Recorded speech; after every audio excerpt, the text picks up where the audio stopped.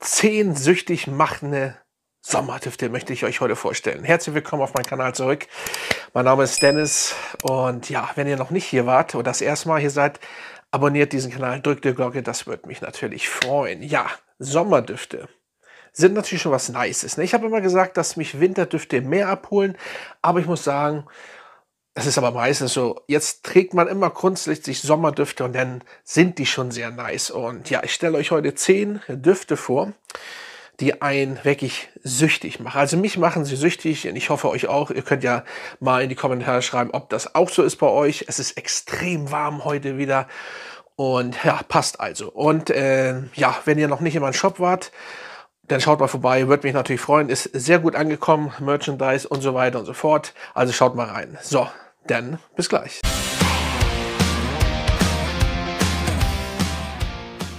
Willkommen zurück, Freunde. Ja, der erste Roma Umo von Laura Biagiotti. Yes, geiler Flakon. Ihr müsst nicht viel wissen. Es ist ein Mandarinenduft, ein süßlicher Mandarinenduft. Das ist mein erster Duft überhaupt gewesen. Ich liebe diesen Duft und ja, wird immer mein Duft bleiben. Ich habe da früher, wo ich jünger war oder sehr jung war, habe ich tatsächlich schon Komplimente für diesen Duft bekommen und man bekommt immer noch Komplimente. Ein sehr geiler Duft. Zitrisch, auch da ein bisschen Zitrone, also dann Mandarine, also leichter Zitronenkuchen, dann Mandarine und dann schöne Vanille, richtig nice. Wenn es warm ist, kommt er noch besser als im Winter. Im Winter geht er so ein bisschen unter, weil er ist jetzt nicht so der stärkste, 6 bis 8 Stunden. Ich habe die Vintage-Version noch, die ist ein bisschen tiefer, aber im Grunde genommen ist es nicht so extrem oder es gibt keinen so extremen Unterschied, aber Aroma Umo, sehr nice.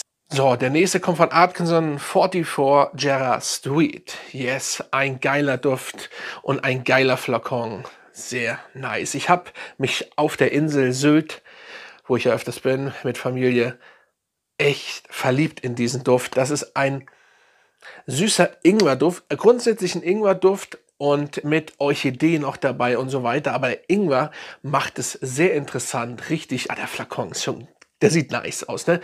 Muss man doch sagen. Und oh, geil. Das ist ein richtig schöner, süßer Ingwer. Der so ein bisschen Orchidee, wie gesagt, im Hintergrund. Jasmin und Limette. Limette, sehr wichtig. Also Ingwer, Limette, vergesst mal Orchidee. Also ich habe so ein bisschen das in Background, aber Limette und Orchidee ist der Hauptpunkt. Sorry, Limette und Ingwer natürlich. Und geil. Absolut nice. Und da liegt die Betonung auf nice. Gleich beim ersten Sprüher habe ich mich verliebt in diesen Duft. Geiler Sprüher auch. Oh, Atkinson 44 Gerard Street. Müsst ihr unbedingt testen. Ja, der nächste ist Amorist von Marc Gebauer. Yes, Marc Gebauers Amorist mit einem geilen Flakon. Ist einfach ein blumiger Duft. Aber ihr habt es ja gesehen, selbst bei meiner Mutter, was übrigens sehr gut angekommen ist, das Video, vielen Dank, ist ja super angekommen. Natürlich, klar, es ist ein blumiger Duft. Oh, extrem blumig auf die Fresse, aber richtig nice. Süßlich dazu, richtig lecker. Natürlich ist die Magnolie, wie sie heißt da, die blumige Magnolie da. Dann natürlich noch Johannisbeeren. Und das macht es eben ein bisschen süßlich und das ist sehr nice. Ein richtig geiler Duft. Als nächstes haben wir den Percival von Parfums de Marly. Yes, müsst ihr nicht viel wissen. Ist der beste Duschgel-Duft. Ich mache immer nicht so gern Duschgel-Duft, das ist so ein Ausdruck, aber hier sehr nice, lecker. Ich rieche definitiv viele Sachen raus, also er hat natürlich seine eigene DNA, aber grundsätzlich auch Fias, Bleu de Chanel, Dior Sauvage und dann die eigene cremige DNA von Parfums de Marly, sehr, sehr nice. Hat eine super gute Haltbarkeit von 8 bis 9 Stunden. Übrigens, der Amorist hält auch 9 Stunden, also 9 bis 10. Und der 44 Gerard Street ist auch so bei 7 bis 9 Stunden. Sehr geil. Und wie gesagt, hier haben wir auch 9 bis 10 Stunden. Der hält schon wirklich gut. Geiler Duft. Habe ich so oft schon vorgestellt. Muss man nicht so viel zu sagen mehr. So, und dann habe ich einen neuen hier. Und ja, der kommt von Dior aus der Privé-Line. Ich hätte nicht gedacht, dass dieser Duft so nice wird. Oh, Dior Rivera, wenn richtig ausgesprochen.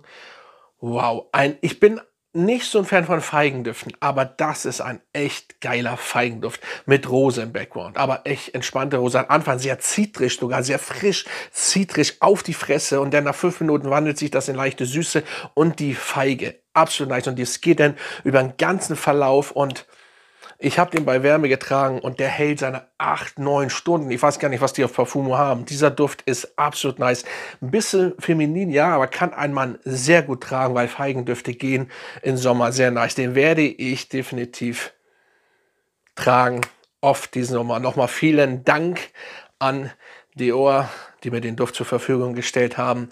Sehr, sehr nice. Also das ist ein geiler Duft. Feige, Rose, aber nur im Background. Mehr müsst ihr nicht wissen. Mehr ist auch, glaube ich, nicht drin. Feige, Rosenwasser. Auf jeden Fall Feigen. Das ist ein Feigenduft, der richtig lecker ist. Dann haben wir einen Duft von Sergio, und zwar Renaissance. Und das ist so ein geiler Sommerduft, der so erfrischend abkühlt. Oh, das ist absolut nice. Zitrone, Mandarine kommen gleich in the face. Richtig nice. Oh, mehr so eine Zitronenschale, also richtig lecker. Wenn ihr einen richtig schönen, zitrischen, frischen Search-Duft haben wollt, dann ist diese auf jeden Fall angesagt. Sehr, sehr geil. Ihr habt ja noch Maiglöckchen und Zeder. Zeder ist natürlich geil. Zedernholz, glaube ich, und dann Maiglöckchen und diese Zitrone, die wirklich wie eine Zitronenschale ist. Oh, der liegt hier im Raum. Gerade jetzt ist es auch sehr warm, hier seht ihr wahrscheinlich. Und dann das Licht macht es natürlich nicht besser. Wow, sehr geil. Müsst ihr unbedingt testen. So, der nächste, ja, Pacific Rock Moss von Goldfield Banks. Ja, der darf nicht fehlen. Schöner aquatischer Duft, der aber über Salbei kommt. Salbei und den Küstenmoos von Australien. Ach, geil. Absolut. Also ist einer der besten aquatischen Düfte. Ihr seht, dass der Sprüher ist gut. Geil. Oh, der hatte so eine Cremigkeit im Background. Es ist nice. Aber grundsätzlich aquatisch und eben moosig. So, aber nicht, was ein abschrecken tut, dieses Moos. Nein, sondern richtig frisch, kühl, klar, nice. Pacific Walk Moss. So, als nächstes haben wir, ja, der darf natürlich nicht fehlen, Imagination von Louis Vuitton. So, da muss ich jetzt auch nicht mehr viel zu sagen. Es ist einfach ein sehr, sehr frischer Duft, der leichte Fruchtigkeit hat, sehr extreme Frische auch hat. Nicht umsonst, ich glaube, der ja immer noch der beste auf Nummer 1 von Parfumo gelistet bei Männerdüften. Schöne Orange, dieses einfach frische am Anfang. Fakt ist aber, der kommt dann definitiv über ein Dry Down, über eine schöne Teenote, die kühl ist, lecker und ja, wie oft habe ich diesen Duft schon vorgestellt, ob jetzt im Winter oder jetzt im Sommer. Im Winter funktioniert der übrigens auch sehr, sehr gut. Also das ist ja, er funktioniert einfach und er kommt bei Frauen einfach gut an, aber nicht nur bei Frauen, sondern auch bei Männern, hat seine 7 bis 8 Stunden Haltbarkeit auch noch dazu, was auch noch gut ist. Also das ist, ja, man kann schon sagen, ein Meisterwerk, was frische oder Sommerdüfte angeht. Ja, Imagination von Louis Vuitton. So, jetzt kommt ein ganz günstiger, und zwar Bruno Banani Man. Und zwar das Eau de Parfum. Es gibt das sogar tatsächlich als Eau de Toilette und Eau de Parfum. Das Eau de Parfum ist ein bisschen runder und hält ein bisschen länger. Erinnert mich auch an Sylt, habe ich da mal wieder geholt. Früher hatte ich den auch mal. Ja, geil. Absolut geil. Lavendel und Sternanis. Mehr müsst ihr nicht wissen. Schöner Sternanis und Lavendel. Geiler Duft. Das gibt ein Flashback in die frühere Zeit. Wenn ihr bei den Drogeriemärkten, ich werde jetzt keinen Namen nennen, seid, guckt euch den mal an. Nehmt ihn einfach mit. Nehmt euch auch das Eau de Toilette mit. Das kostet ja nicht viel. Bruno Banani. Oder steht immer sogar drauf auf der Verpackung, die meistverkaufte deutsche Parfümmarke, glaube ich.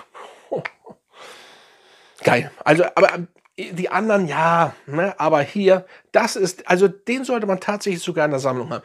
Richtig gut gemacht. Und wenn ihr den tragt, ist nice. Ihr bekommt, wenn ihr ein bisschen älter seid, ne, dann bekommt ihr ein Flashback in die frühere Zeit, weil den gibt es ja schon ein bisschen. Ich weiß gar nicht, gibt es den seit den 90ern? Sehr, sehr nice, sehr geiler Duft. So, und jetzt kommt was die Designerreihe angeht, aus dem Designerbereich, ein sehr geiler Duft. Wow, von Hermès, Terre d'Hermès Eau Giffre. Ja, das ist ja wie auch ausgepresste Zitrone, Wacholderbeere dazu. Oh, also immer wenn ich den sprühe, Das ist absolut lecker. Es ist absolut lecker, absolut frisch, absolut nice. Ihr müsst, also es ist eine zitrische Note, eine extreme, frische, authentische Zitrone mit Wacholderbeere im Background und so kühl, der kühlt richtig ab wie Eis. Richtig nice. So, und ja, müsst ihr unbedingt auch testen. Wie gesagt, die Düfte machen süchtig. Sie machen süchtig, aber sind sehr geil. So, und zu guter Letzt kommt der Gritti Pomelo Sorrento. Ja, was soll ihr da, oder was soll ich da auch noch zu sagen? Extrem frisch. Auch hier eine Teenote mit Grapefruit. Grapefruit und Tee. Es ist hier, muss ich sagen, allerdings ein bisschen anders. Man kann das nicht mit Imagination vergleichen. Man könnte sagen, ich weiß gar nicht, was der kostet hier. Ich wollte gerade sagen, die günstige Variante, aber so weit sind sie nun auch nicht, glaube ich, auseinander. Nur, er ist so ein bisschen anders. Man kann sie beide in der Sammlung haben, aber der Pomelo Sorrento ist aber ein geiler Flakon, ne? Kann man nicht so sagen. Ist noch ein bisschen anders, aber wie gesagt, Wacholderbeere und Tee und extrem frisch. Dazu Minze und Anis auch, ja. Deswegen macht es das alles ein bisschen anders, aber im Endeffekt ein sehr frischer Duft, der auf jeden Fall sehr gut funktioniert. Und gerade jetzt, wenn man so schwitzt, sind diese Düfte besonders angebracht. Ja, das waren meine Top 10 süchtig machende Sommerdüfte. Ja, sie machen süchtig, sie sind nice. Da liegt die Betonung auf nice. Und schreibt mal in die, ja, in die Kommentare, was haltet ihr von den Düften? Welche Düfte, nicht die ihr jetzt im Sommer unbedingt tragt, aber welche machen euch richtig süchtig? Das möchte ich wissen. Und ja, dann, wie gesagt, schaut in meinen Shop rein. Wie gesagt, das Feedback freut mich sehr. Auch das Feedback zu dem Video mit meiner Mutter wird natürlich, wenn es passt, das ist natürlich spontan gewesen. Ich hatte zwar die Düfte mit, weil ich war woanders, aber spontan. Und deswegen, ja, ganz nice. Und ist ganz cool geworden. Werden wir natürlich wiederholen. Und dann denke ich mal, bis zum nächsten Mal.